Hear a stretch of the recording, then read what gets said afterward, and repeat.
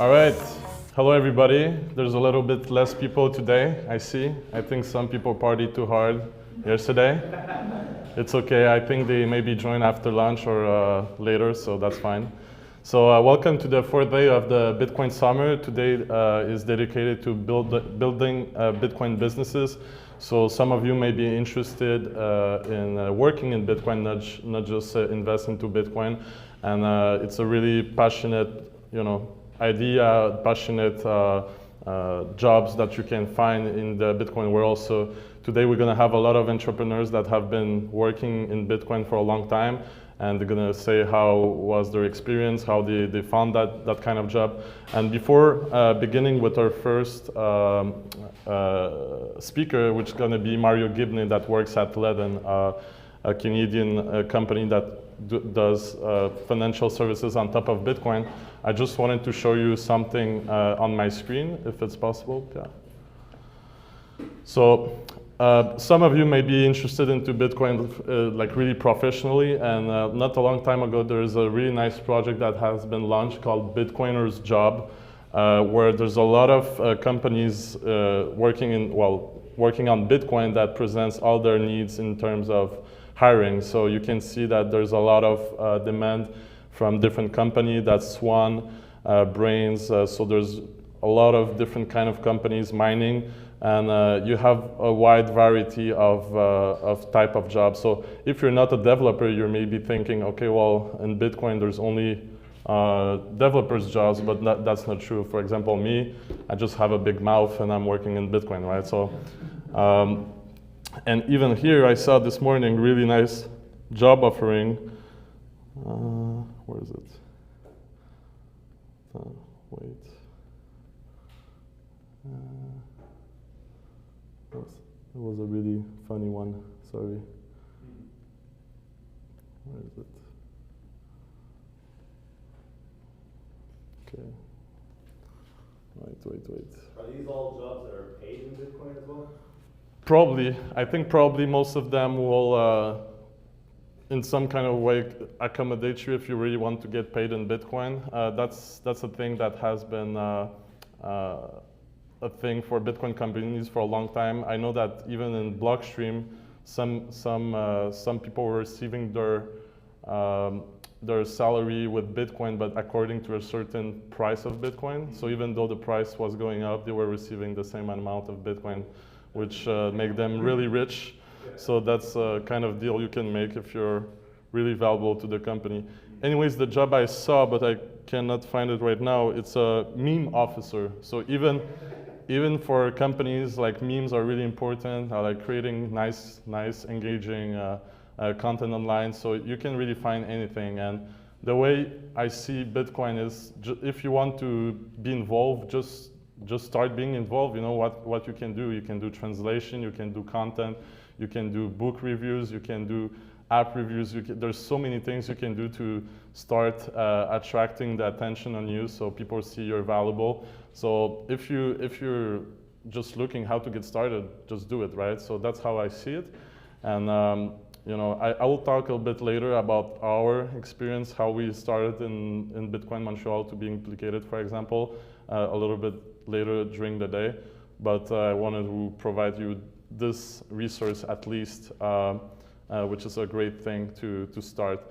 And also, Twitter might be one of the best platforms to find Bitcoiners' job, because that's where the biggest community of Bitcoin is, and you know, that's where you kind of show that you have the same values, that you have the same dream about the revolution of Bitcoin. So that's what most of the companies are looking for. It's not just a job, it's a revolution, so you have to be kind of a warrior to work in a Bitcoiner's job. So we'll be joining Mario shortly. Is he here on the? Not yet. So I think there's like 4 minutes left. So maybe, is there some of you in the audience that may be interested in working in Bitcoin at some point? I'm curious. Yeah? Sure, absolutely. Oh, everybody. Can you tell me what that website was? Yeah, it's bitcoinerjobs.co. I think it's right in the middle. Your chief of meeting parts. Yeah. Oh. A bit more. Right there. Yeah. Oh, that's another one. No, there was another thing, like chief of memes. And you know, you see like all type of companies. Notice the location, it's in the map pool. And I think most of the Bitcoiners' jobs are also remote, so that's a great thing if you want to be a digital nomad, travel across the world and still work in Bitcoin. And they're really flexible at this point. We, for example, Nathaniel, who was our fifth partner in Verify, we found it through the meetups, right? Another developer that we have, Carlos Chida, we found him on Twitter, you know, because he responded to a tweet where we were saying we were looking for a developer. So there's no like track that is like official to get a Bitcoiner's job. You just have to kind of find your way there. Yeah. Some of you are already working in Bitcoin, or not yet? No? Okay, that's good. Sometimes? Someday. Well, I saw you started doing reviews of books and everything. That's how it all gets started, you know? Yeah. Okay. So, is he there? No? Okay. He's really punctual, so he'll be there at 11. Yeah. I have another question. Did some of you have the intention of coming to the Indian restaurant tonight but haven't bought a ticket yet? So 2? Okay, that's good to know. And welcome to the new people to the room. So welcome. Okay, we're gonna be.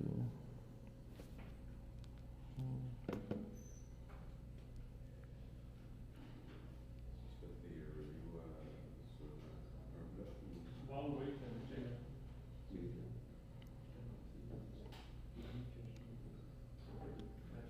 Mm-hmm. Can you tell us a little bit, while we wait, what are les postes qui sont utilisés, mettons, à d'autres niveaux de Montréal ou dire quoi vos jobs en tant que tel, juste pour avoir une idée de ce que ça prend dans une compagnie de Bitcoin? I think that there's like a Bitcoin company is like any type of company. So you need people in marketing, you need people in accounting, you need people in PR, you need people, developers, of course. That's most of the most important job.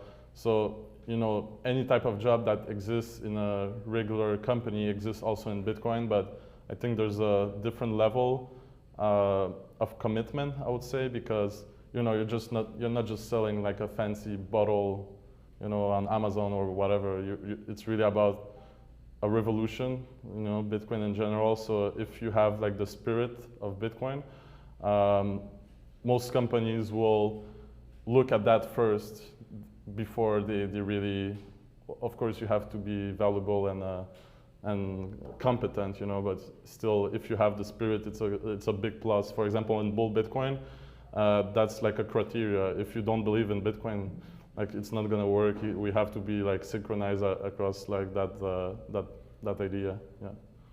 I was wondering if there's any online courses or training material that you could recommend for somebody who wanted to get a Bitcoin job. So I think the first thing you should do is be on Bitcoin Twitter. Different from crypto Twitter, there's a really specific crowd and community on Bitcoin Twitter where you all talk between each other, you start to get to know each other. So that's one thing, and that's where also you can gonna find a lot of content that is all constantly produced by different companies, by different individuals. But of course, there are some classics in terms of Bitcoin education, such as, you know, Bitcoin Standard, some books that are really, really meaningful and that are really necessary to really understand Bitcoin. As in of a course itself, for example, okay, I can show you that, Jameson Loop resources.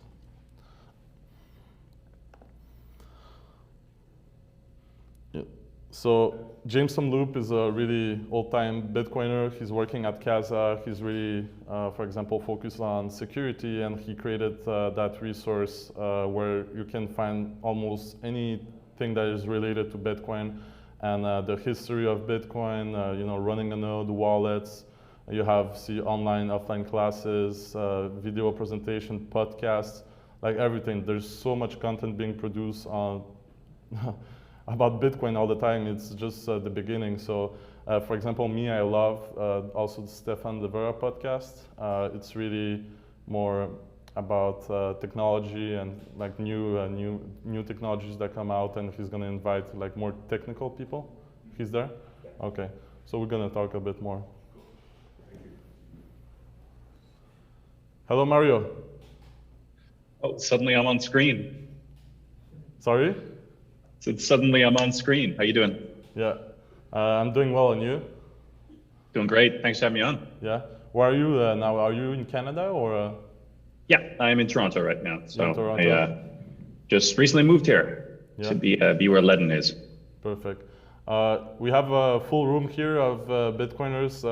So far, the week has been really great. People are really happy, and we're really happy to have you to talk about your experience in the different companies you have been working. So I will just let you start and present yourself and really talk about what you're doing and what you do best. Great. Just going to share my screen then.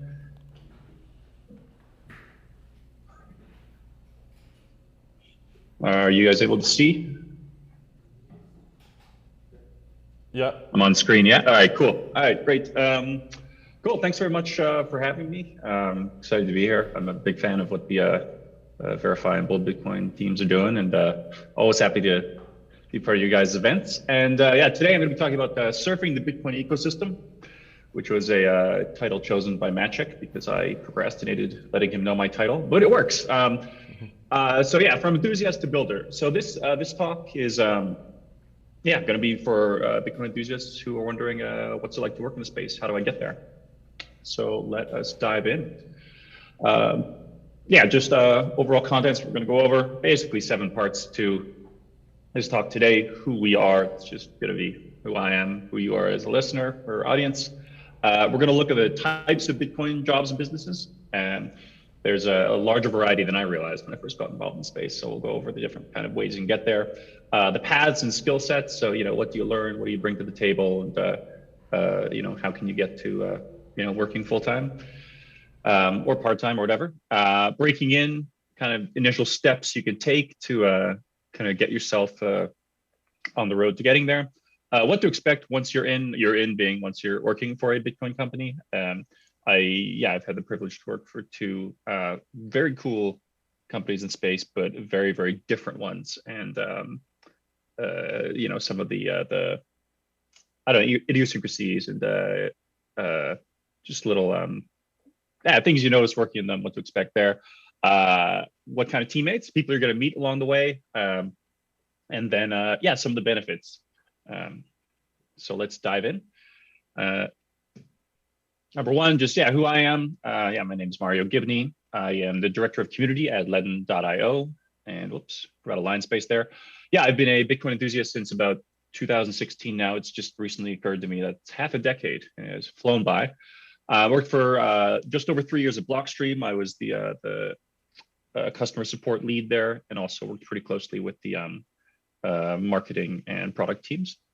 I joined Ledn the Ledn team earlier this year.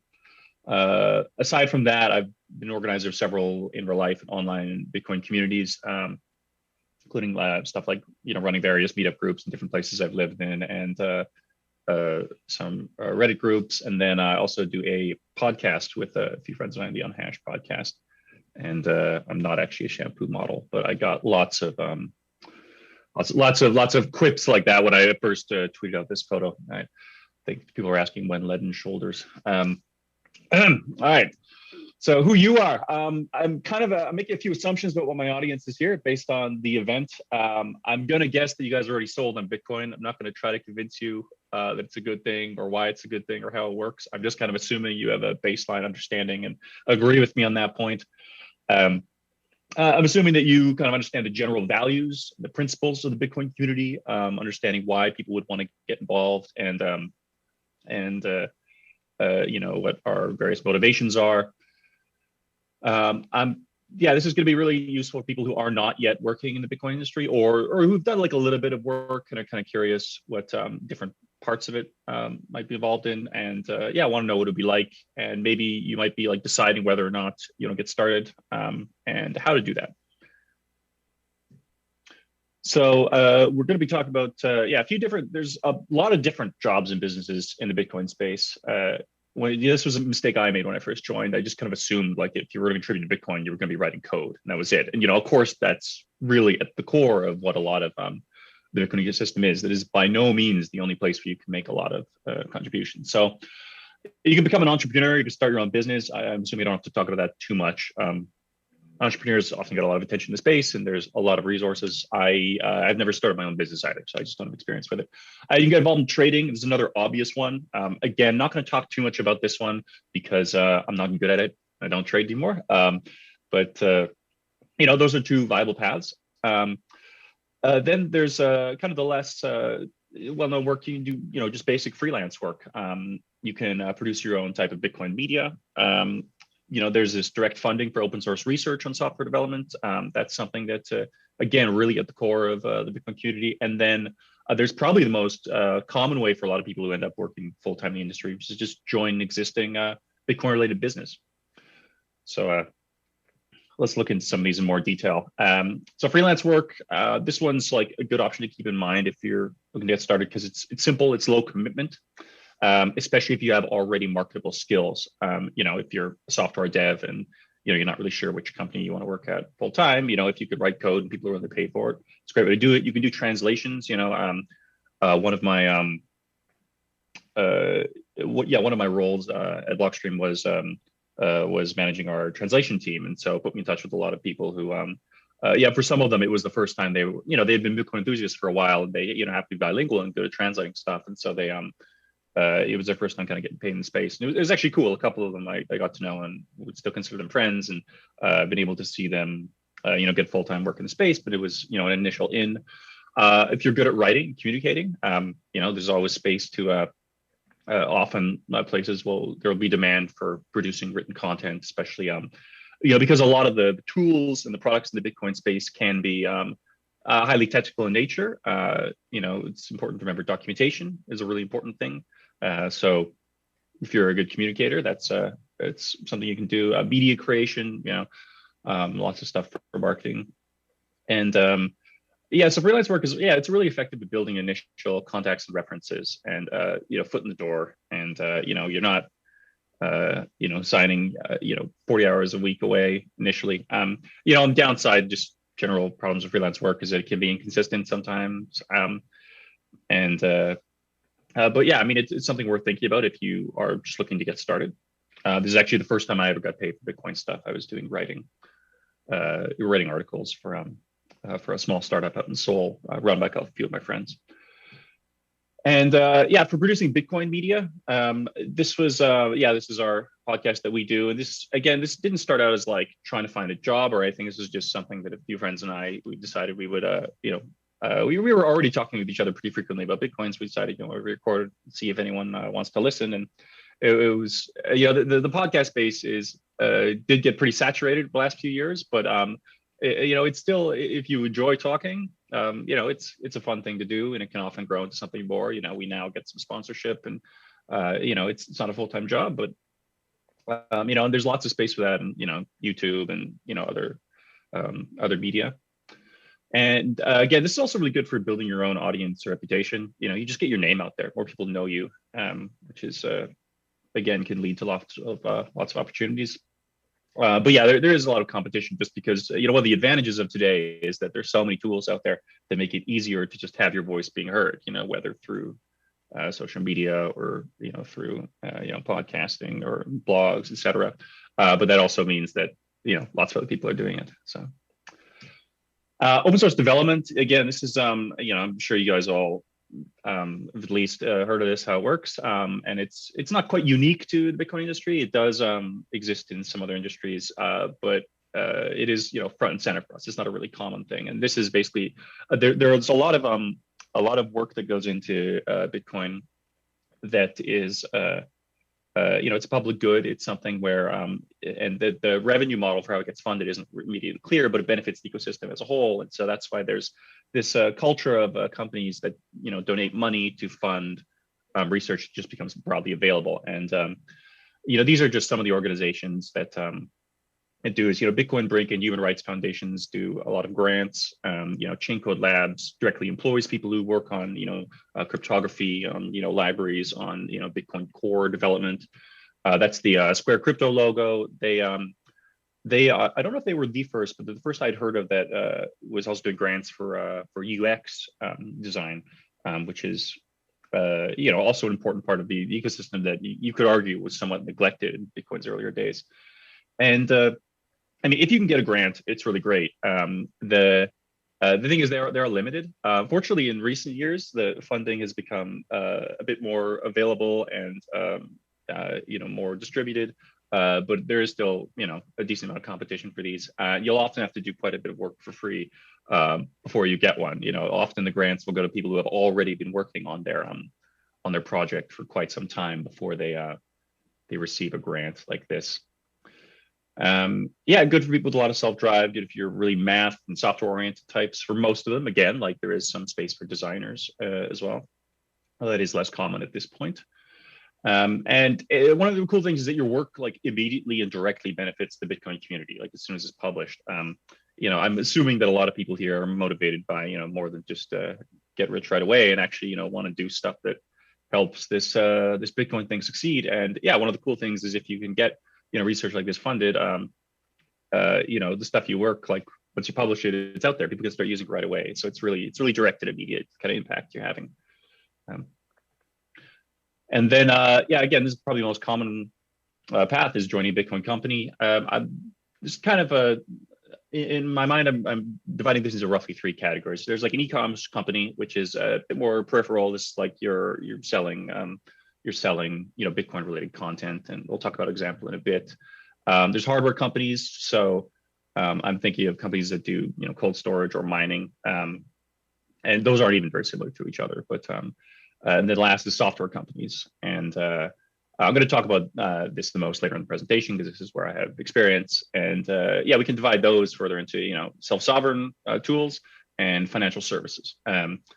People often say custodial or non-custodial. That's roughly a similar dividing line here. And there's going to be quite a bit of overlap between these groups. There are definitely companies that sell, have an e-commerce store, but also provide software, and vice versa. All right, so paths and skill sets. What I originally got involved in the space by going to an in-person meetup in Seoul when I was living in South Korea, and I ended up, there were about 7 other organizers and like kind of attendees that I was friends with, and overlapped a lot of my time there. And 6 of us have ended up working in the industry full time. And the other one, some of you guys may recognize his name, still makes quite a few contributions, even if his day job isn't in Bitcoin. And I kind of realized while I was making this presentation, I was thinking of like an example for one of the earlier topics. I realized, okay, we actually took a bunch of different paths for finding our careers in the space. So let's look through these examples. I mean, again, entrepreneurial route, you can found a software business, a startup. So Ben and Ali were 2 friends of mine.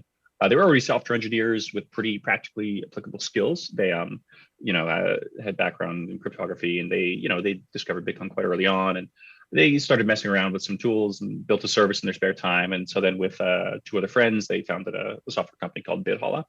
And yeah, again, pretty obvious, the route everyone's kind of heard of. And yeah, it's also kind of high risk, high reward in that, like, a lot of startups and businesses fail, but the ones that make it are quite, you can earn quite a bit of money doing them. But yeah, it's, I won't dwell on these too much because I'm sure there's plenty of content out there you can learn about founding a startup. You can found a non-software business. So this is like, the e-commerce company. So Colin Alds was also at the Seoul Bitcoin meetup, and he and his brother, Brian, co-founded a Privacy Pros, where they sell physical devices. So they'll sell metal devices for you storing your seed and Faraday bags and different content like this. And this is good for people who are really business minded, but aren't necessarily deeply technically proficient. And maybe you're not you don't need to be a coder to do this type of business. But if you're kind of a real hustler and good at like biz dev and marketing and sales, then yeah, this is the kind of thing that might be appealing to you. So yeah, one of our members became an open source grantee. So Calvin Kim, I guess he was already learning software development, but he kind of was really focused and drilled down on it, and found if you can find a niche research space and become one of the kind of world's top people on this particular topic, then related to Bitcoin, and if it's useful, then you can get a grant. So I started working on U3XO with Taj Jia, and he ended up getting a grant from BitMEX, so he can work on it full time. He's got like a full salary, and yeah, this is great if you're really self-driven. You can think abstractly for a lot of this stuff. If you're a significant extrovert like myself, it's probably not a great path for you, because a lot of this work at present involves your computer all day. You have to wrestle with these problems, whereas if you kind of have a lot of interaction, it's not the best path for you. But yeah, it's I mean, if you have the right inclinations, and you can get it, this is a great way to go. You can join a company as a software developer or researcher. Again, kind of classic route. Sankey Kanjalkar was another friend of ours who joined. He had a pretty strong background already, cryptography and software development, and he got hired by the blockchain research team. So his particular case is he's a little bit in between the software engineer, and his work, a lot of it is open source. But the difference is he's not a grantee; he's a full-time employee, and so sometimes he will just produce software for the products as well. But yeah, he's been able to do work on Miniscript and Simplicity and Liquid, etc. And yeah, this is another totally viable path. Myself, so I also joined Blockstream in early 2018. I have a very different background though. My background was in humanities, and I've been working as an English teacher for most of my 20s. So I I did learn to code, and originally I kind of, again, I had this mentality early on that like, okay, if you want to contribute to Bitcoin, you got to learn to code and like write software. And so, I learned software development, but I kind of ended up gravitating towards roles that were more kind of people oriented and communication skills. And I'm still really glad I learned coding, and I still do it in my spare time. But now that's more just, to enhance my own understanding so I can be better at communicating. And yeah, I guess I'm emphasizing this because actually, like, it didn't occur to me until someone explicitly had told me, you don't need to code to find work in space. Like, there are other things. And so, yeah, I ended up involved more with I was doing customer support originally in marketing, and now I'm doing community management at Ledn. And yeah, that was the path I took. And then you actually don't need to work full time in the space if you don't want to. Like, you can, but there are plenty of ways to contribute while keeping your day job. So Ruben Thompson is a great example of this. He's been content with his normie work, and in his spare time, he just is really interested in the latest Bitcoin research, and has produced a lot of novel techniques and things like state chains or space chains, and some of these are starting to be implemented. So, if you are a person who's like, really passionate, you want to do your part for Bitcoin, but you're not sure there's like career that like you feel drawn to in the space, like that's okay. Like, you can still do a lot while, having your regular day job. So yeah, how to originally break in? I mean, if you're attending this conference, you're probably already doing it because I actually can't see my audience here, but I've been assured there's a lot of you in the room. So, you're already sort of doing it, especially if you're watching this remote, you're getting involved with online communities like Bitcoin Summer in Montreal. You can use things like Reddit was the kind of the main place for a lot of people in Bitcoin gravitated to when I was first joined. And then now there's a lot of stuff on Twitter, but also like on Quora and Substack, just where people go to ask questions. You can ask questions there. You can answer questions if you know about them. And this is just a great way to interact with people. I've made a lot of like connections to the space just by, having a presence, like asking and answering. Lurking is good too, but it's even better if you can just let people know you're there, have a name out there. And these are also good places to keep up with current developments and find content to learn. And start your own community. It's, again, this is really easy to do these days. The majority of communities people start will fail, but that's fine. Like, that's the ones that work end up actually often providing a lot of value. So, I'm really grateful that Ruben started the Bitcoin Native and Soul, and then I ended up doing a subreddit of my own for a while, and made a lot of connections through that. So yeah, put yourself out there, and especially now, like, there are so many ways to do it. And yeah, in person is great as well. Bitcoin, the Bitcoin community is really big and small in good ways. And what I mean by this is it's big enough that if you go to any big city, there's going to be some sort of Bitcoin community or meetup group there. But it's small enough that people are kind of still excited to meet anyone else who's really interested in the space. So it's a nice little Goldilocks zone we've got going on there.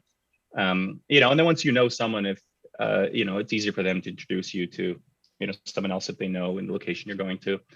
And yeah, meetup.com has been great for this. Or Eventbrite, like lots of these services for just hosting events. And early on, what I would do is I would just go to a cafe at a certain time and, throw up an invite on one of these things. And, sometimes no one would show, and it'd be fine if it was time I was going to spend there anyways. And sometimes people would show up, and met, several friends and coworkers through it. It's been good.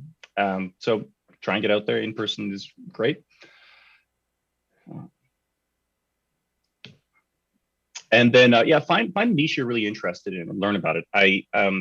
This sounds kind of obvious, but Bitcoin as a general category has actually become really, really huge. It's a full-time job, just like keeping up with developments in Lightning, for example. Like, even if you're specifically looking at, technical stuff, you can try and keep up with developments on the base layer, developments on Lightning, on other layer twos, on just the cryptography level. It's more generally applicable. And there are non technical aspects Bitcoin to focus on. Like we mentioned UX before. If you're really business oriented, if you like communications or education, find something that you just really like and drill into it. And this again might sound obvious, but like don't. Again, a mistake I made early on was kind of thinking that I had to the most kind of prestigious like stuff to work on was like core base layer. So I was like, okay, that's where I have to be. But again, lots of value to add, lots of different layers of the Bitcoin stack and the different dimensions. Build your own personal proof of work. So basically have content that you've made that you can point to. This could be producing written content, writing some blogs. Like I said before, answering questions, people on Twitter, Reddit, Substack, Quora as well. We'll keep track of that. There's a guy, a Merch, some of you guys may have heard of him, and he's answered a lot of questions on Bitcoin Substack or Stack Exchange, I forget which one it is. And they've been read by people millions of times. So it's, that type of work, really can resonate just with, just leveraging the kind of all these tools and services available. If you can code, plenty of open source projects to contribute to, and lots of other people work on them that will be glad to help you out. Whether these are like libraries or primitives like Rust Bitcoin, for example, or like a lot of open source wallets don't have like our non-profit model, and you can contribute to them if you want to help out. And and even if it's something small, then you have content out there you can point to. So if you get in a position where you are applying for a job or something, you can point to, hey, like I've got these projects under my belt. I've done this. You can join Twitter Space, to Clubhouse, and chat. Like some people are just naturally good speakers and will enjoy talking to newcomers in the space. Like again, I assume my audience here has like somewhat higher than average comprehension of Bitcoin, and there are lots of people out there who'd be grateful to hear from you. And give talks and record them like at a local meetup, even if there's like I've done this for like 4 people before, and it's great practice. It feels like less pressure if it's smaller. It doesn't have to be like a big group. And if you record it, then you can also see yourself doing it. You can put it up on YouTube, and then there's just more of a presence for you to point to.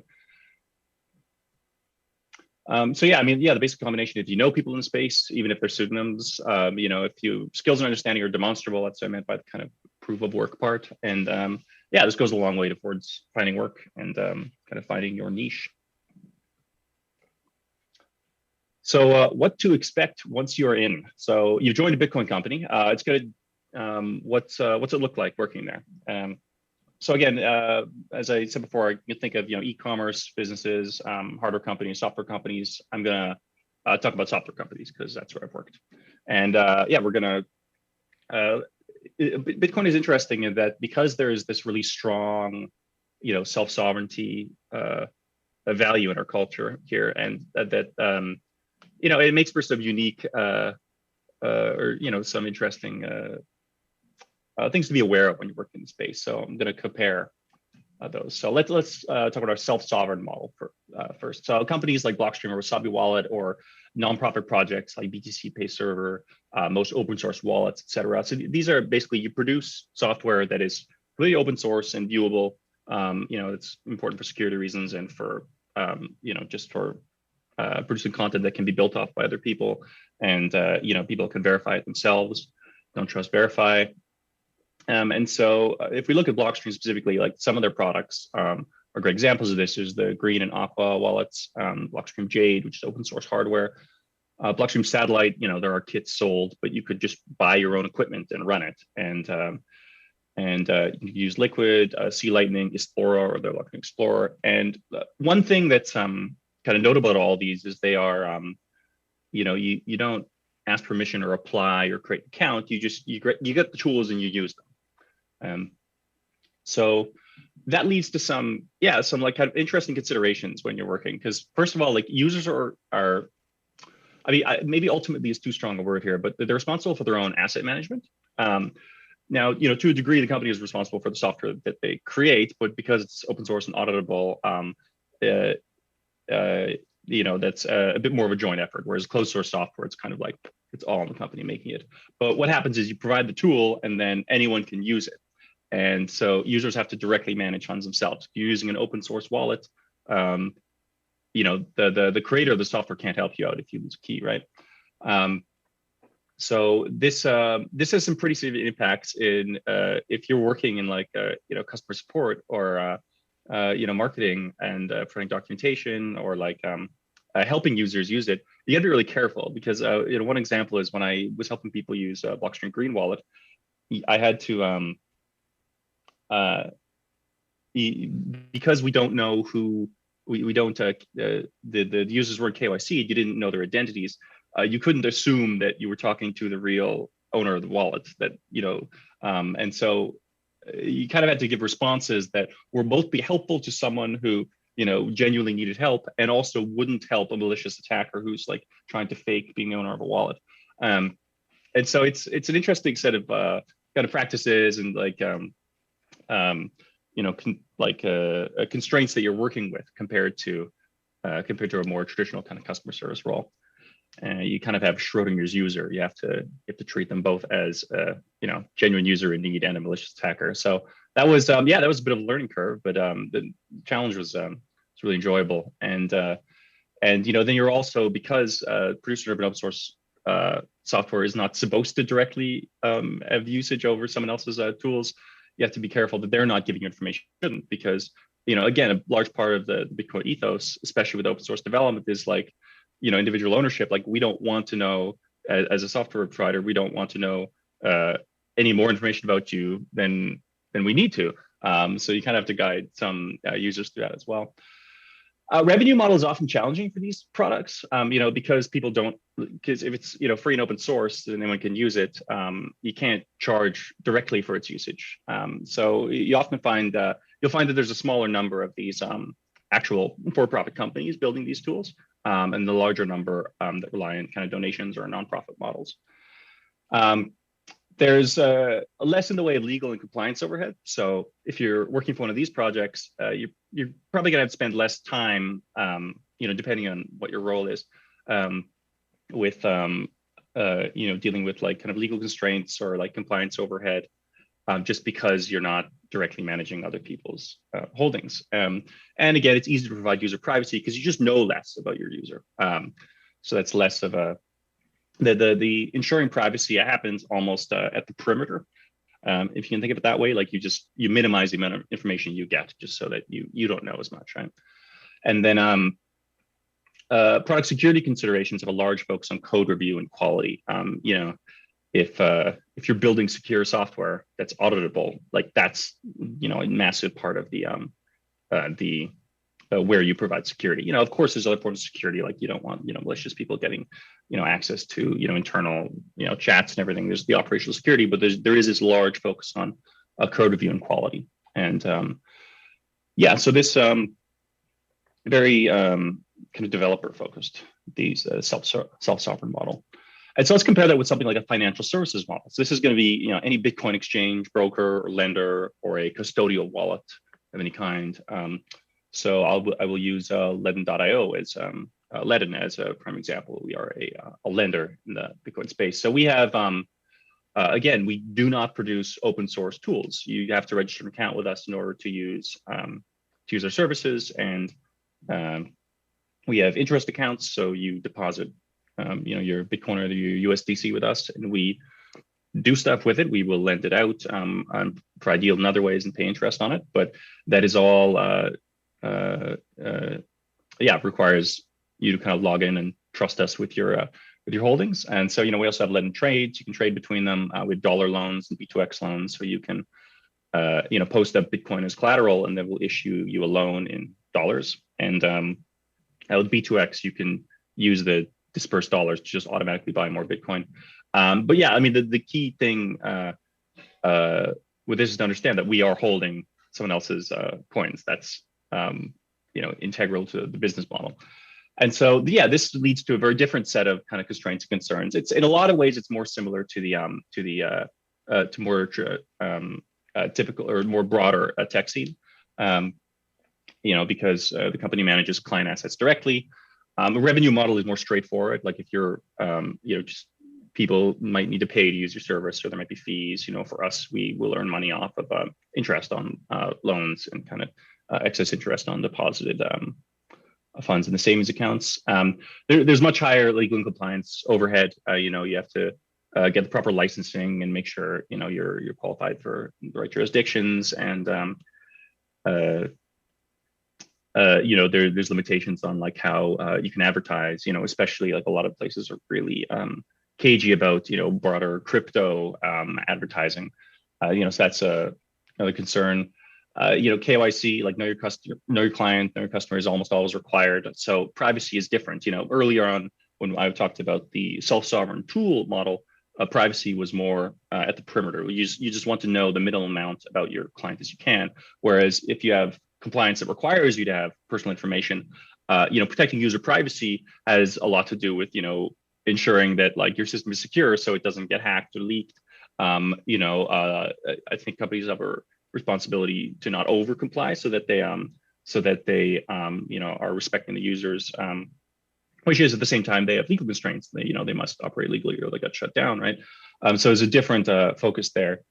And then marketing efforts are like, to a degree, the security of open source software is sort of self-marketing in a way, and experts can read the code and you'll know that they are that it's secure. Whereas with closed source software or financial services, because how your system is built is not publicly viewable, of course, for security reasons. It has a lot to do with demonstrating, communicating the right practices, the right brand value, and this is where something like proof of reserves, which in my opinion really needs to become a standard in the community. It's a way of kind of proving or demonstrating that user holdings and kind of the assets on platform are properly accounted for. So proof of reserves not necessary if users are directly managing their own funds, whereas a really important type of thing for a financial services model. Coming up to the end here, last 2 sections are pretty quick. Your teammates. So these are the people that you will likely end up working with. If it's for smaller or earlier stage projects, you're probably going to run into other Bitcoin enthusiasts. Other people who kind of feel similar to you about it are really entrepreneurial, might be tend towards idealism, be highly principled, kind of the probably a lot of the people in the room watching this right now. And it's kind of cool meeting people whose space, because you also have like a shared language. You can kind of assume, or at least make a good guess about what a lot of their values are or are not. And but for larger companies, I was a bit surprised as well, like, and not necessarily in a bad way, but just there weren't the larger company gets, the more need there are for kind of specialized roles and skill sets that you might draw from like a wider applicant pool. And so you're more likely, law of large numbers, you're less likely to get people who are specifically Bitcoin oriented. So especially at the marketing team at Blockstream, like there were only a couple of us who were sort of native Bitcoiners, so to speak. And the same thing at Ledn. A lot of people are, I've crossed out no coiners there. It's a pre-coiners, because if you're working there, it's your job, people. You gotta sell them on it. And it's usually a lot of the people who join these companies, they're at least kind of curious about it. They've joined a company that operates in the space. So they're kind of pre-selected to be ready to be orange pilled. It can be a lot of fun, especially if you're enthusiastic, you know quite a bit about space, teaching your coworkers about what's going on, and why they should be interested in Bitcoin beyond their day job. And then there's various benefits to working in the space. It's not for everyone, but there's a lot of reasons to do it. You can work on a team that shares your values. You're much more likely to be around people who are interested in freedom and capitalism and human rights. Another interesting thing in Bitcoin is a high degree of freedom of speech. There was, like sometimes, in different subcultures, there's a varying level of kind of pressure to conform to the group's views. And one of the cool things about the Bitcoin community is that that does exist to a certain degree. But one example I can think of was, back in 2017, I remember, the BitGo CEO Mike Belsha and BitGo CTO Jameson Lopp would very publicly disagree about really important things in the Bitcoin space. And I just remember like thinking, it's kind of cool that we have this ethos where people really are free to speak their mind publicly. Decentralization is a value. I remember when I this might sound kind of cliche, but it actually I think really does apply to a lot of companies, and that there's a lot of it's very work remotely friendly environment, which may or may not be a good fit for you. Personally, I like being in an office, but there are also parts of that you can work with global teams, a lot of asynchronous communication. So I'm really grateful to be able to work with people from different cultures. I worked with a lot of our Italian team based out of Milan when I was at Blockstream at Ledn right now. I work with a lot of team members from Latin America and other places. And you can have people learn and teach. And often you can get paid in Bitcoin, which is one of the best ways to acquire, just directly get it. So again, not every company does this, but more likely to get that if you are working for a company in the industry. And you can work on something you feel passionate about, because presumably if you're here, you're excited about this whole thing. So that is today's presentation. So if you have any questions, please let me know. That was an amazing presentation. I think you couldn't do it better to really show how people to get it started. So a little round of applause for Mario.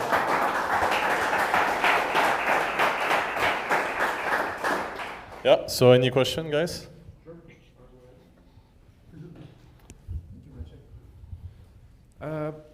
Mario, I've got a question for you. I've got a couple questions if I can actually, but I'll go with the first one is, in your experience and as far as you know, since it's a relatively new industry or sector, you would expect, I suppose, most companies to be able to, depending on the role, to train their employees or new employees. What's your take on that? If you could share your experience, please. In my personal experience, I haven't had direct experience in a lot of the work I was doing. I've learned a lot of it on the fly. I think that might vary role to role to role. I mean, if you want to be a software engineer, you're going to have to know how to code to a certain degree first to do that. So I think you're going to have a baseline set of skills, maybe, the right kind of personality, et cetera. But a lot of places are willing to train you. For example, like I had never done customer support. I had never worked for a Bitcoin company before when Blockstream had hired me, but I think they saw I had the baseline skills of communication and I could comprehend how the wallet worked, for example. And so then after that, it was a matter of working with the engineers for them to train me in like kind of the security practices I mentioned before. And so I think it's going to vary a lot role to role to role to directly answer your question. I'm not too sure how it compares to the broader tech industry, because I haven't ever worked for a tech company that hasn't been with Bitcoin. Again, I was a teacher before. I think that might be a case by case basis. But I mean, at any job,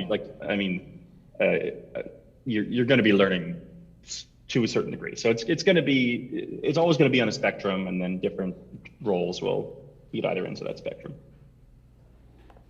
Perfect. Another question? All right, we'll go with the second one. Okay. Hi, Mario, it's me again. Hi. Okay, so, then second question would be, how much weight should most people do or put in newer or future technologies like suppose Lightning and whatnot? Is that something that you think is valuable to apply in this scenario?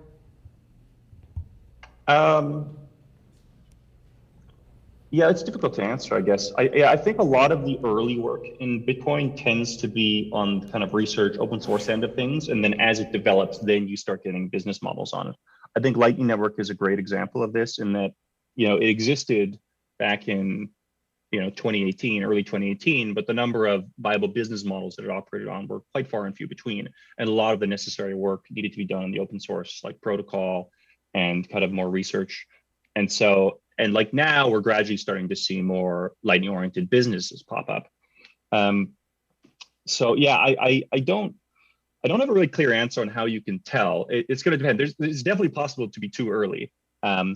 But at the same time, if you find something that you're really interested in and it's early days, you can still get involved. And then, that could be part of your process of building, your own sort of like online resume. If you're interested in code, you can start like contributing to one of these research projects, and then maybe once that niche of the industry matures a bit more and you start getting businesses built onto it, your skills would be pretty highly desired. Of course, you always do run the risk then of like, choosing a technology or research space that, might be a dead end or might develop much more slowly. Yeah, I mean, again, if you're interested in it such that it's the type of thing you're willing to do in your spare time, it's great to keep your eye on different, newly emerging technologies. From the live stream, a question, what about Bitcoin mining? What is your take on that, Mario? I'm guessing that person may be asking on a personal level, but also what's your take in general about that? Okay. Well, to start with, I don't have much personal experience in the mining industry. I interacted a bit with the blockstream mining team, but I was never like directly working with them a lot, and I've never done it personally.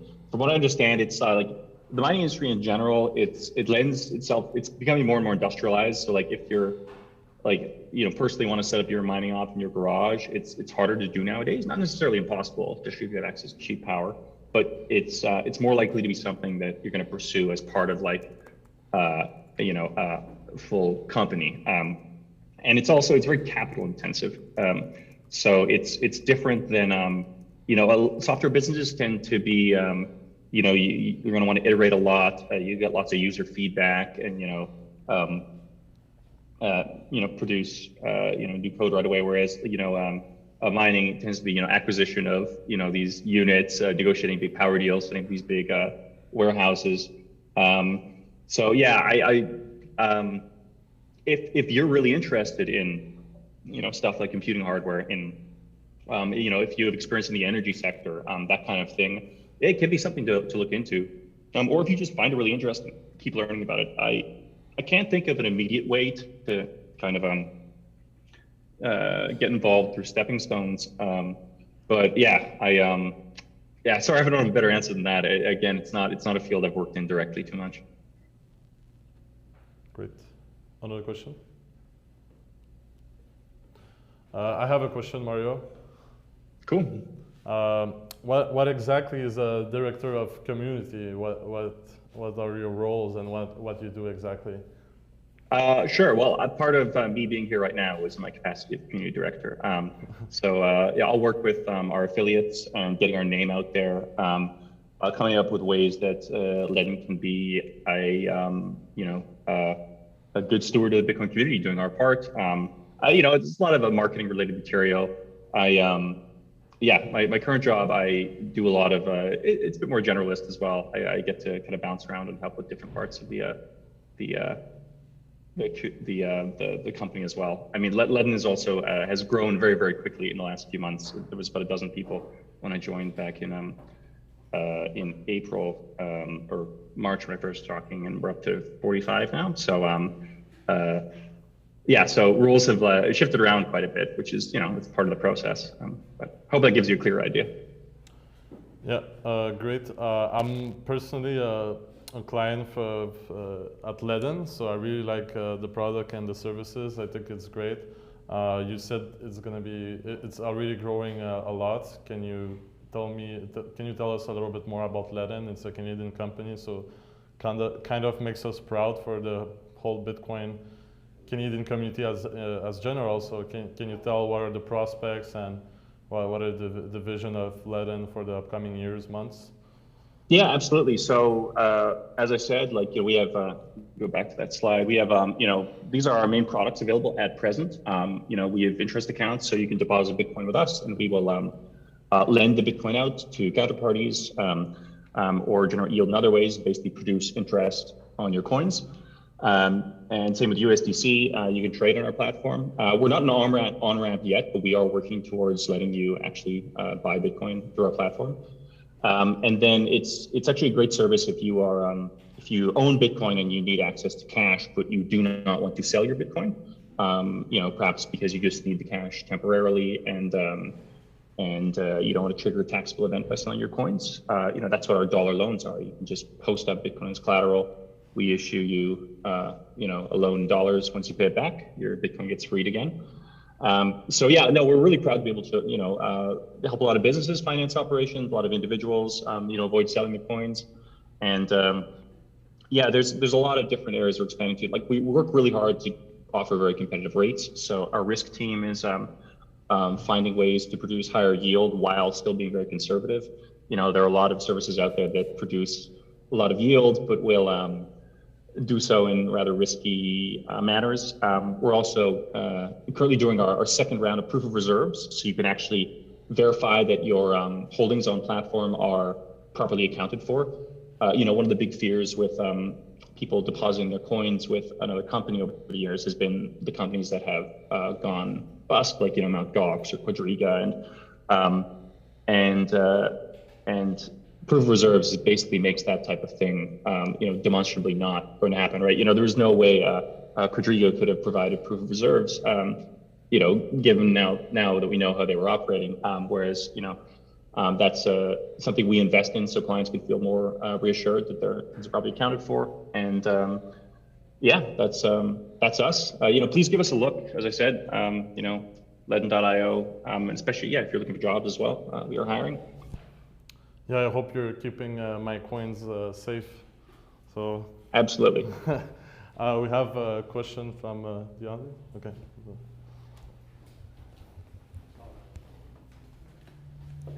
Oh, éteins-le.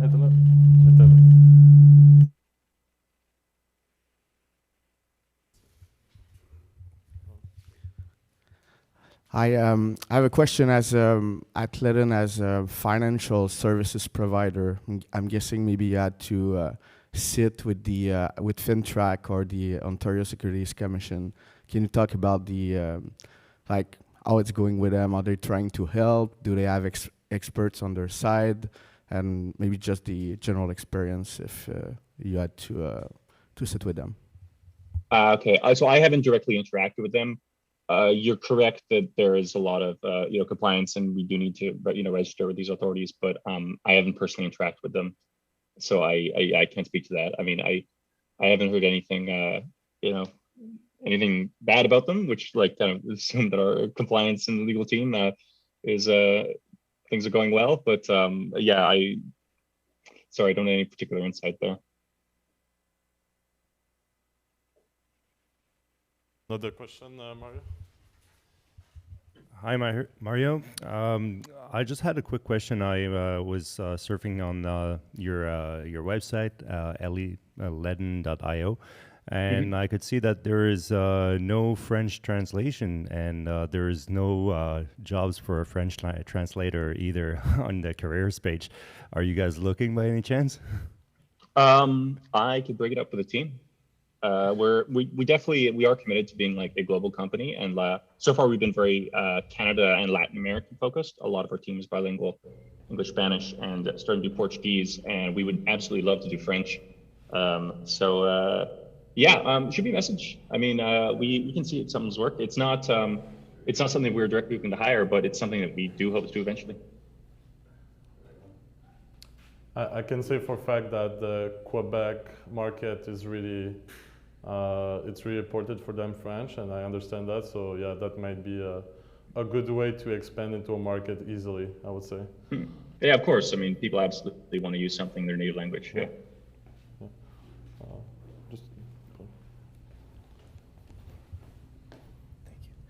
Hi, Mario.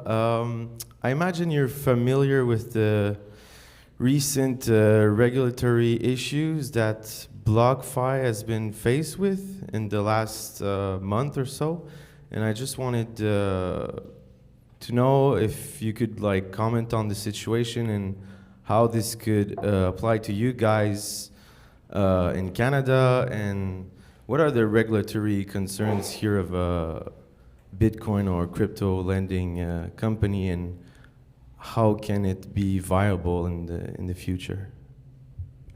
Right. Yeah, we have been keeping a very close eye on what's been going on in the United States, and that has affected our operations down there. But as I said before, we're quite conservative in general. Our company is quite conservative, for security reasons, to make sure we're not overstretching on the yield we produce, and that also applies to the markets we expand into. So, you know, our legal and compliance team is like really rigorous in making sure that we are not, you know, the last thing we want to do is enter jurisdiction and then have to pull out because, you know, there was unclear regulation that we couldn't operate there. So we actually had a more limited presence in the United States than BlockFi did, simply due to, you know, being more, I guess, yeah, careful about jurisdictions that we launched in. And so we have an expanding presence there bit by bit. And so we keep an eye on what's going on there. At the moment, you know, the American, the kind of present issues going on in the United States, I don't believe that they are affecting our Canadian operations. But again, this is something that I am not quite sure about. This is I tend to get involved more in the product end of things and the kind of user experience. So, but I mean, like, you know, we're still very, very optimistic about Ledn's future, and you know, it's something that we have to pay attention to, but isn't. Yeah, I mean, it's not keeping us up at night. You know, we're on it. We have another question for you, Mark. Hey Mario, I was gonna ask you, you know, like in the beginning of the internet, we were seeing like a focus on like websites, you know, just traditional employers looking for like full-time employees, and recently, you know, we've seen like platforms like Fiverr, Upwork looking for gig jobs, you know, or freelancers, you know, these digital nomads. And yesterday we had the Sphinx founder CEO who has like Stackworks. It's like a small platform like that pays in Satoshis for small jobs. Are you aware of any other websites like that? I mean, before Mashek was talking about Bitcoiner jobs, but I think those are more like steady jobs. I'm not sure if there's any freelance offers. So I just wanted to hear your opinion about that. I don't have any resources off the top of my head. Again, like a lot of my experience through the space, finding kind of work and how my friends did it was a lot more organic. You get involved with the community and then you get recommended by one person to another, etc. I know that there are some, you know, accounts out there that, yeah, advertise Bitcoin jobs. But yeah, there isn't a specific resource that I would point to for like freelance paid in Bitcoin work. I'm not sure. Another question, Mario?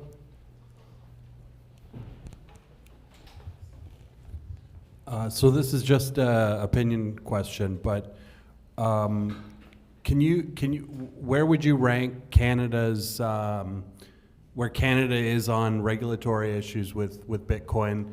Like, for example, from 0 to 10, where 0 is like China completely banning Bitcoin and 10's El Salvador. And how does Canada compare with the US? Oh, again, not my wheelhouse, so I'm really hesitant to give an answer here. This is not my area of expertise, the compliance end of things.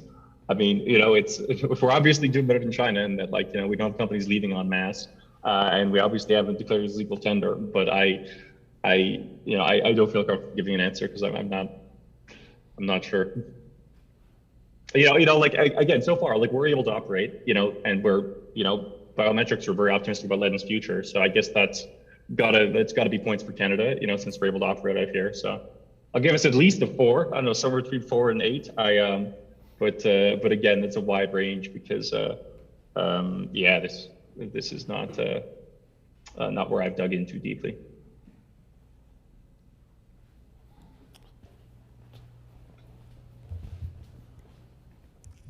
Hi, Mario. Just got a quick question in regards to the recommendations for how to acquire Bitcoin for Colombia. My girlfriend's Colombian. I see on your website that you have Solidus and Thea Capital. Are they both reliable? Can you vouch for them? Yeah, I mean, if they're on our website, we consider them reliable. We don't, you know, we're not just going to put any old name up there. And yeah, if you have questions about that kind of thing, our response team is like really responsive and is fully bilingual. So if you're, I think you said your girlfriend, was it? It wants to contact our support team, you can get full service in Spanish. And yeah, so if the brand is listed on our website, that means we do have confidence in them as a good source. Another question about Ledn, maybe? No? All right, Mario, I think that's it. Maybe any lasting remarks for the audience? No, I mean, thanks very much for having me on. This is fun, guys. Thanks for all the great questions. Yeah, do check us out. And thank you. I hope think you guys enjoyed the rest of the Bitcoin Summer in Montreal. Yeah, thank maybe you. next year I can contribute and I can be there in person. Yeah, I hope so. I think the conference really shows it's an example of what you were talking about in your presentation. We really pulled it off like last minute. We did it like in 1 month, you know. And it wouldn't be possible if we, in the past, haven't organized meetups and had contacts already on Twitter. Like you know, we already met in Montreal, played some board games. You know, so it's really about meeting friends and having fun, really. So thank you, Mario, again, and maybe a round of applause, please. Thanks, everyone. See you, Mario. Thank you.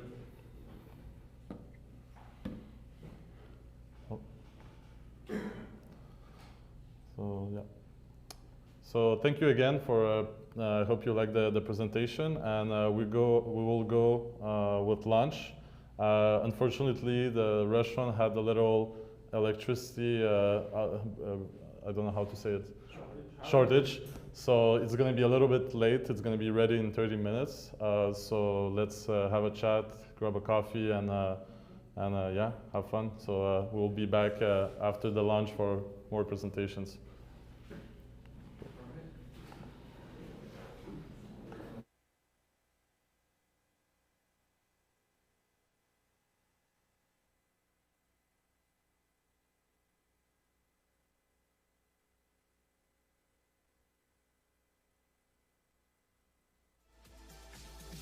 Lights are out and there's sweat in your embrace. Lights are out.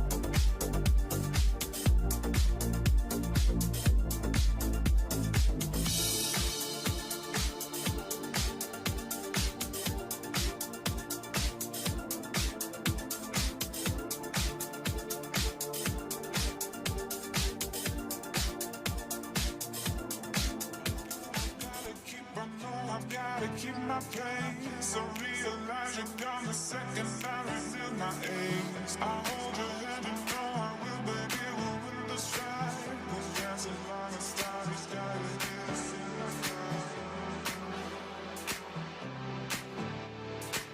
We'll dance along a starry sky together.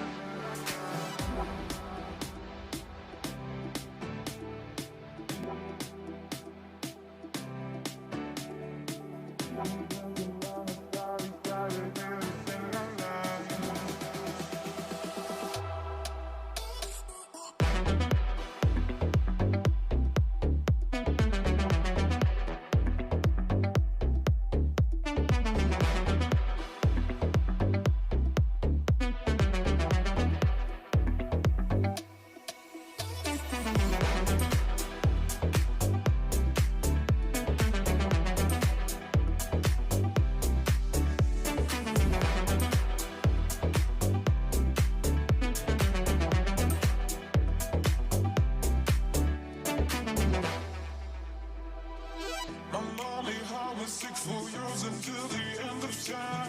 I can't give up, you are my drug, I need your kiss tonight. I need the sin, I crave this pain, this is a lover's cry.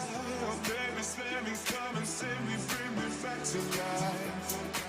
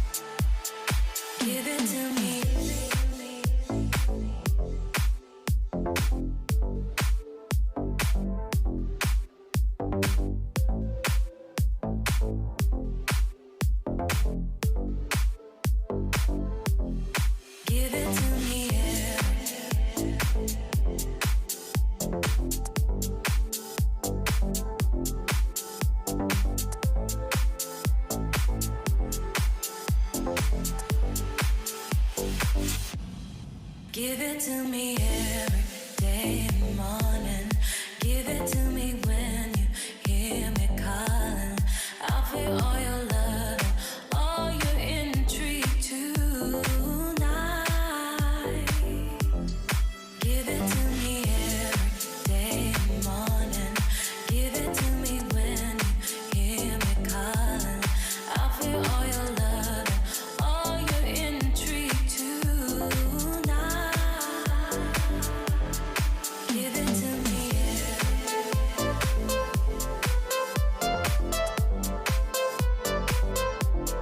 Give it to me.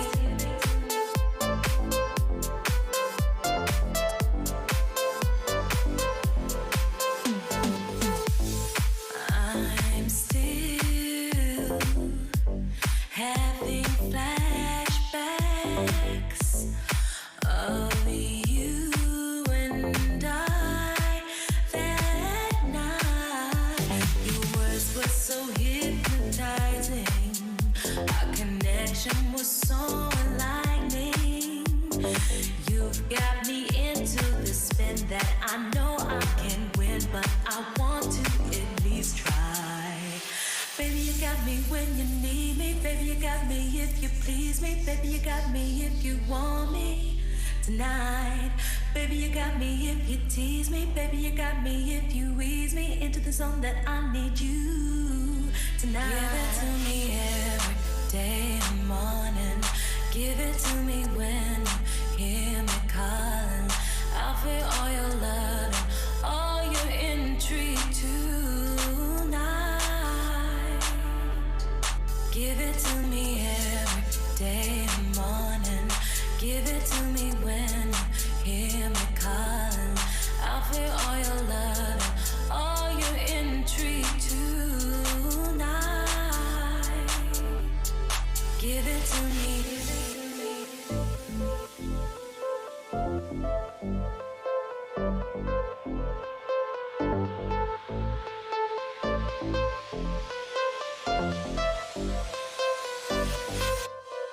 Give it to me.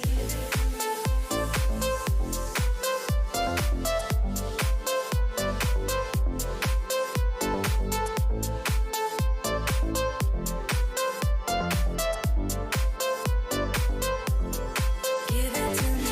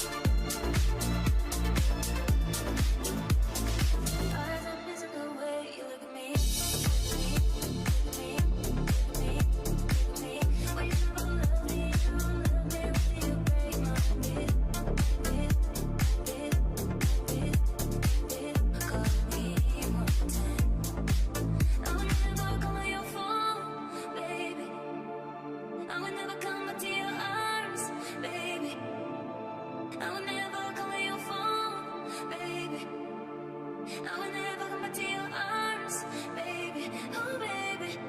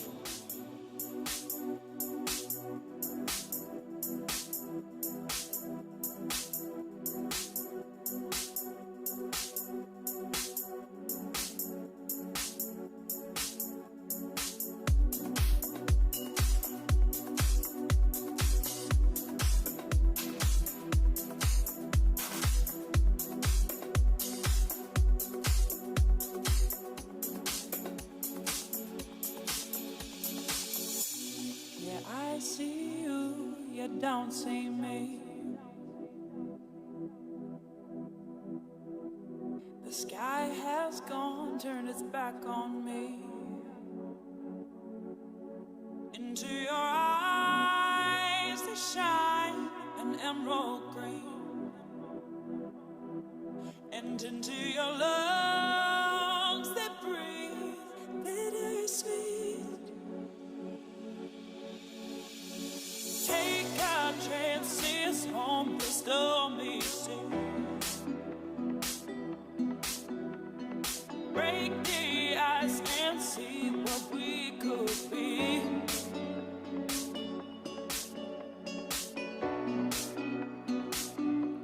A mystery.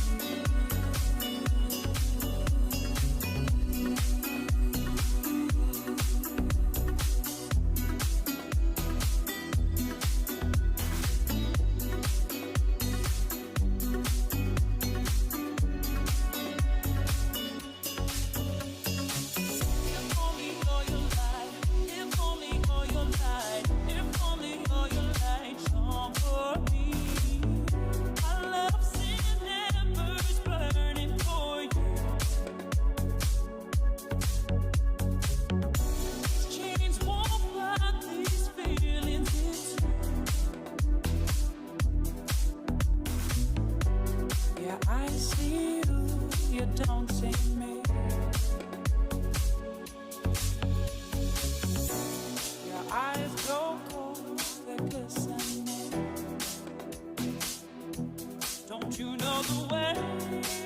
I fall way back to you.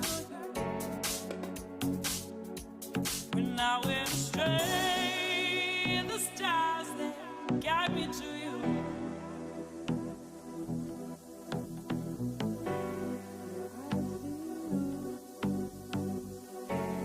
Yeah, I see you. Yeah, I see you. You don't see me. The sky has gone, turned its back on me. Into your eyes they shine an emerald green,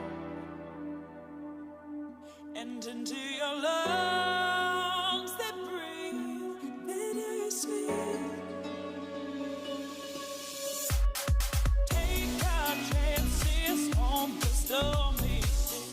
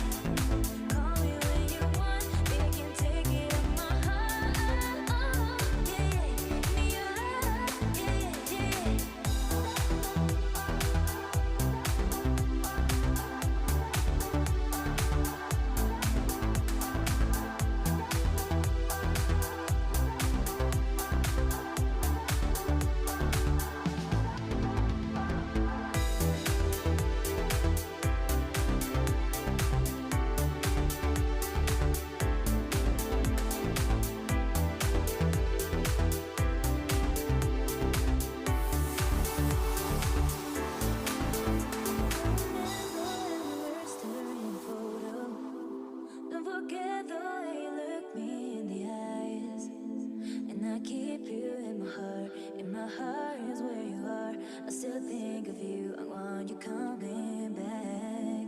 I remember when we were staring at photos. Don't forget the way you looked me in the eyes. And I keep you in my heart. And my heart is where you are. I still think of you. I want you coming back. Call me when you want. Baby, can't take it off my heart. Yeah, yeah. Give me your love. Yeah, yeah. Call me when you want. Baby, can't take it off my heart. Yeah, yeah. Give me your love. Yeah, yeah.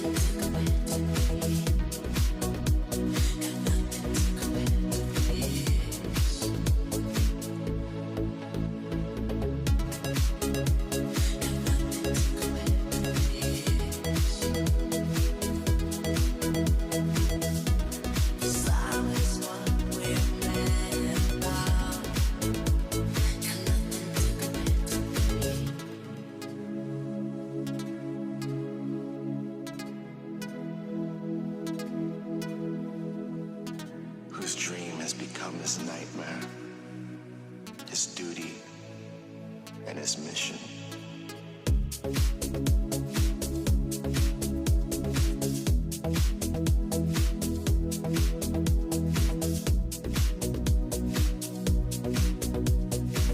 That last long kiss and a fragile December. Is there mercy for the man who knows only his ambition?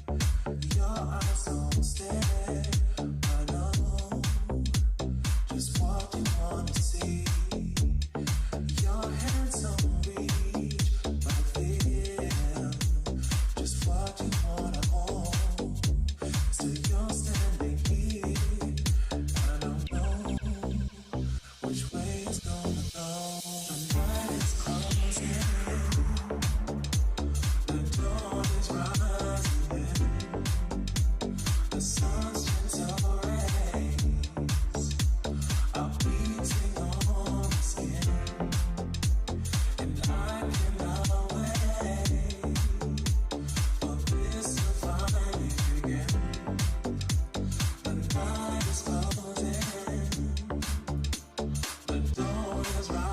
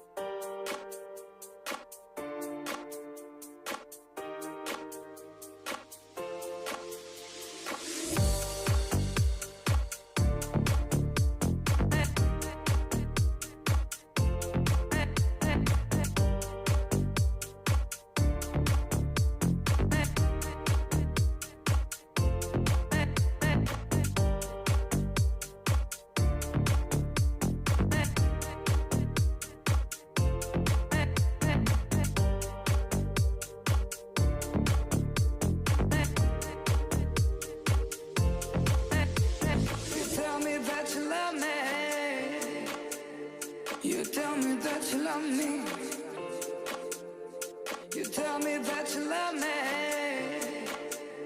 You tell me that you love me.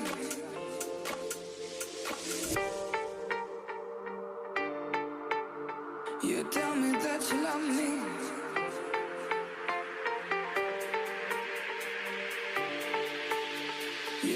that you love me.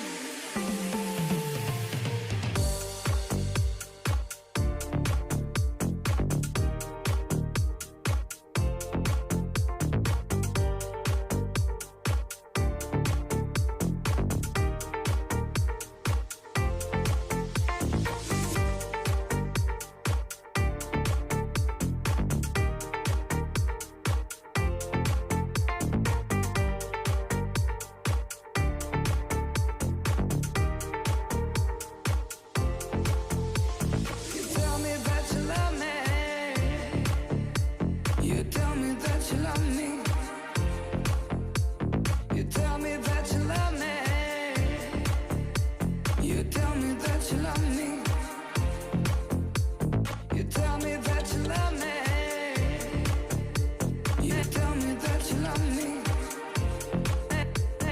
tell me that you love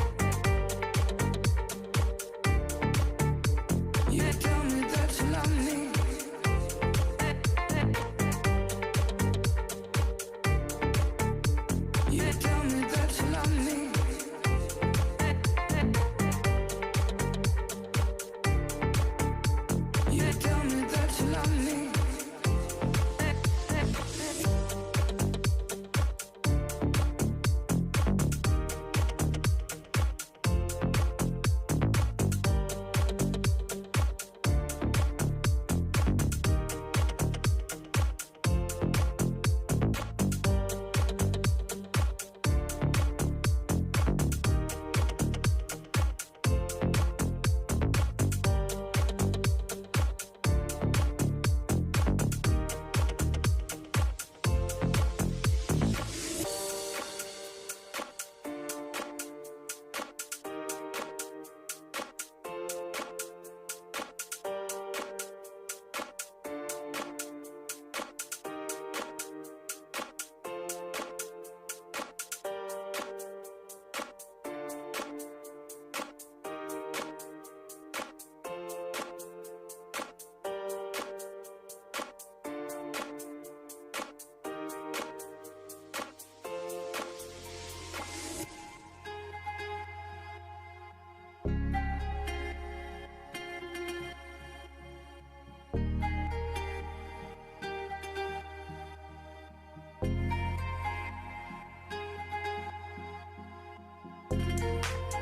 keeps ticking as the time flies by. So many times I've forgiven you in my mind. My dreams keep haunting me. I get no sleep. I keep thinking I'm in too deep. Clock keeps ticking as the time flies by. So many times I've forgiven you in my mind. My dreams keep haunting me. I get no sleep. I keep thinking I'm in too deep.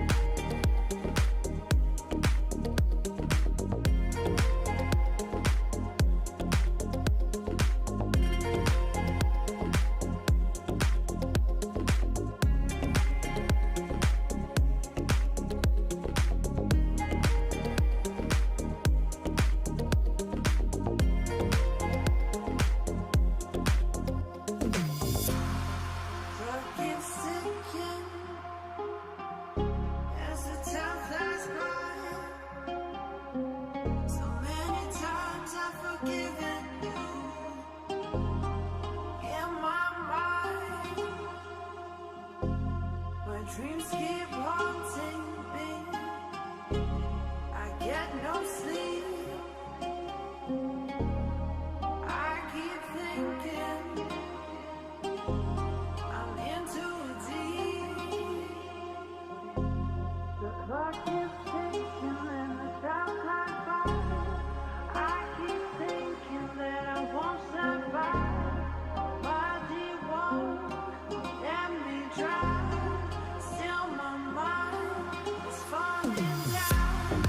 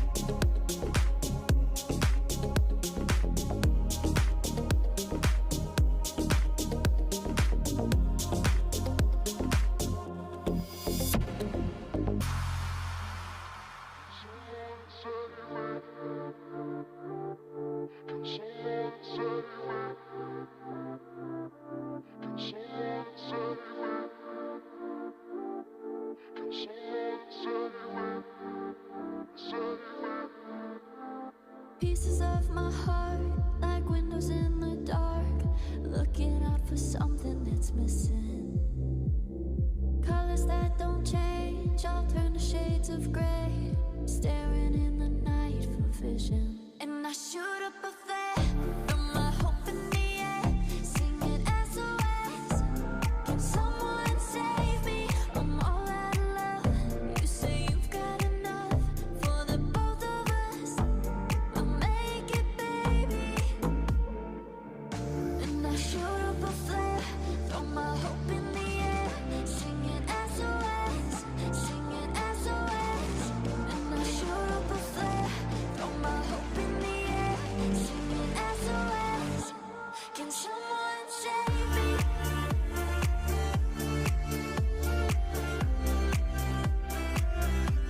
Can someone save me?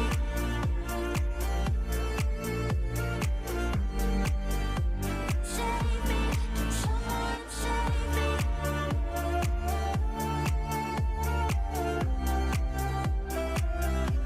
Can someone save me?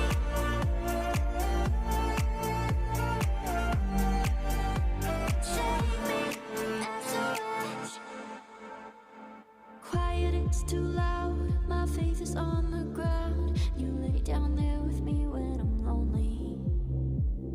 Touching every scar, you fix the jagged parts. They cut you, but you still wanna hold me. And I shoot up a flare, throw my hope in the air, singing SOS. Can someone save me? I'm all out of love. You say you've got enough for the both of us. I'll make it, baby. And I shoot up a flare, throw my hope in the air, singing SOS, singing SOS. And I shoot up a flare, throw my hope in the air,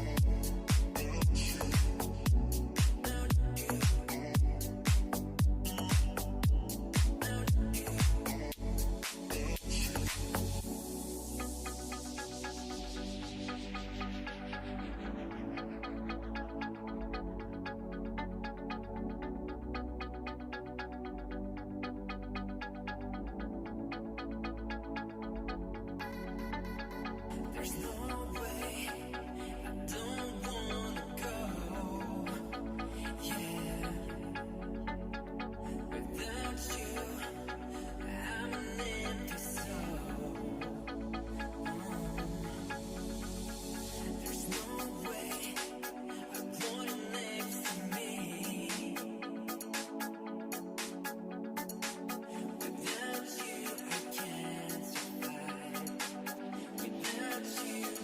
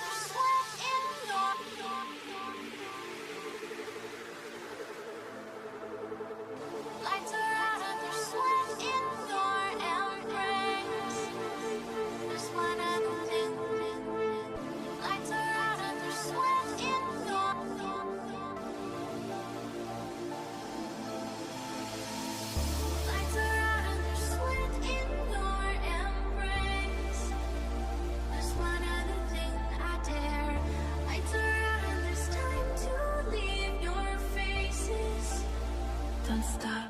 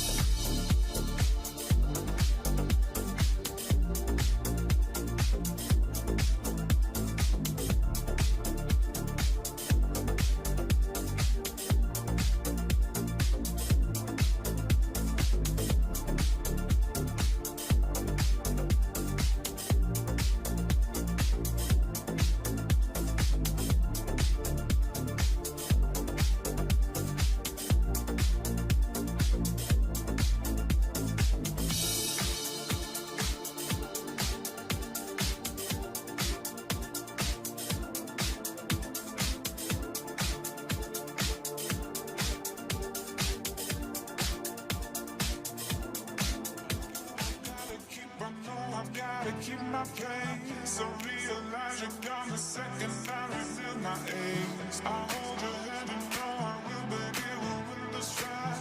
'Cause that's as long as starry sky is in the sky. And that's as long as starry sky is in the sky.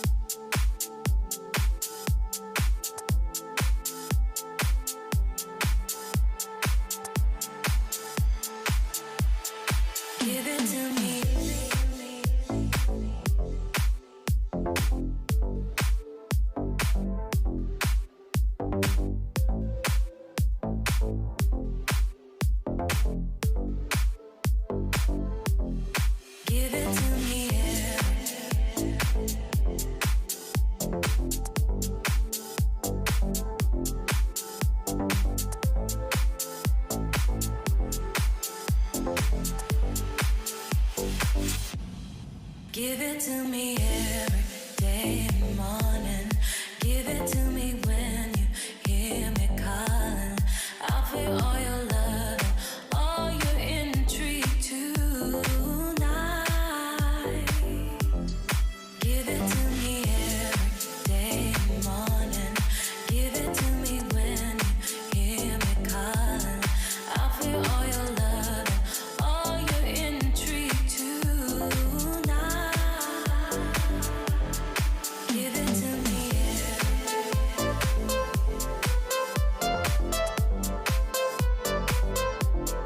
Give it to me.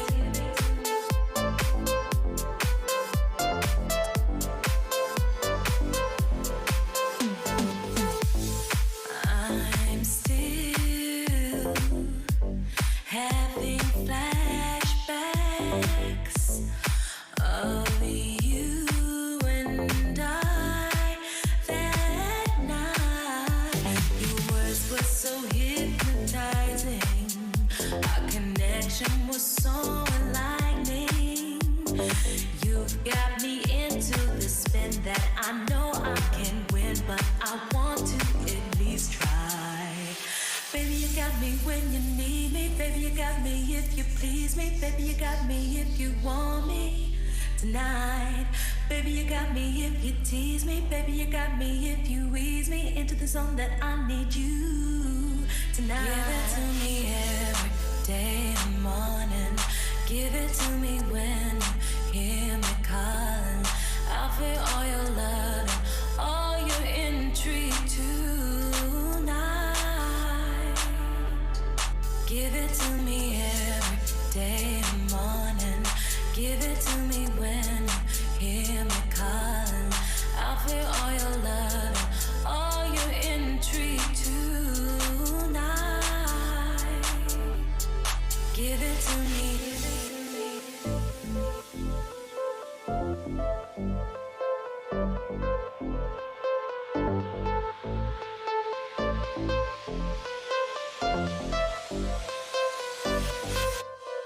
Give it to me.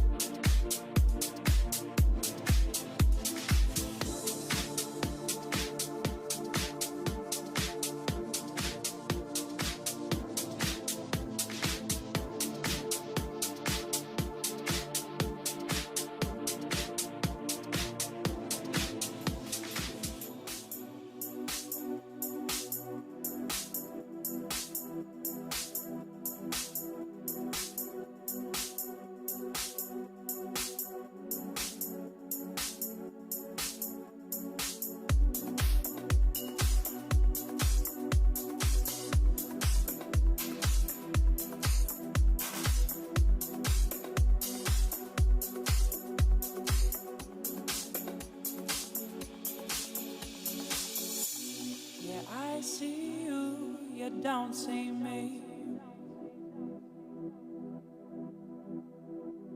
The sky has gone, turned its back on me. Into your eyes that shine an emerald green, and into your love